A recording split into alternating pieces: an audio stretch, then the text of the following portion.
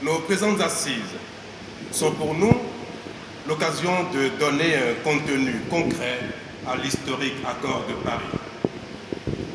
Mon souhait est que l'élan collectif et la volonté politique qui ont permis la prouesse de Paris caractérisent également les échanges de Marrakech.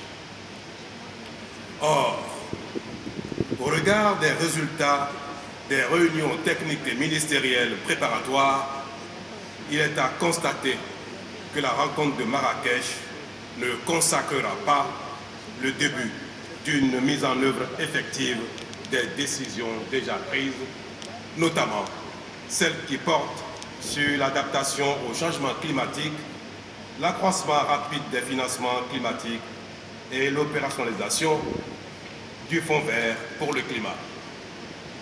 Cependant, je reste convaincu que Marrakech sera le véritable point de départ de la mise en œuvre de notre volonté commune d'améliorer notre présent et de sauver notre avenir.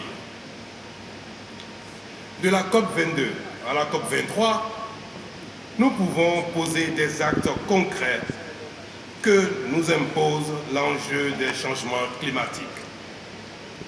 Mesdames et messieurs, le Bénin, mon pays, qui a été parmi les tout premiers pays à signer l'accord de Paris et à procéder à sa ratification, sera effectivement et activement solidaire de toute initiative permettant l'atteinte des objectifs fixés.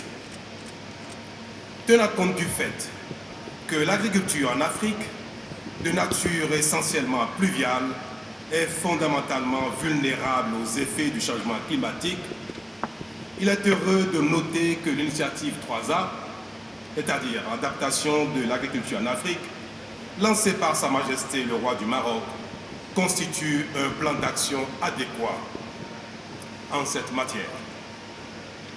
Dans ce cadre, la recherche agricole et la mise en place des financements nécessaires constituent des actions que nous devons collectivement engager dès maintenant.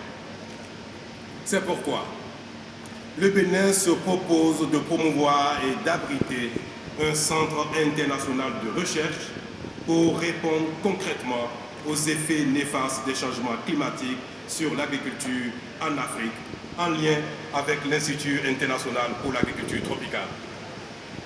Mesdames et messieurs, aucun pays ne doit être laissé seul face au changement climatique et nous devons ensemble travailler à une mise en œuvre efficace et productive de l'accord de Paris.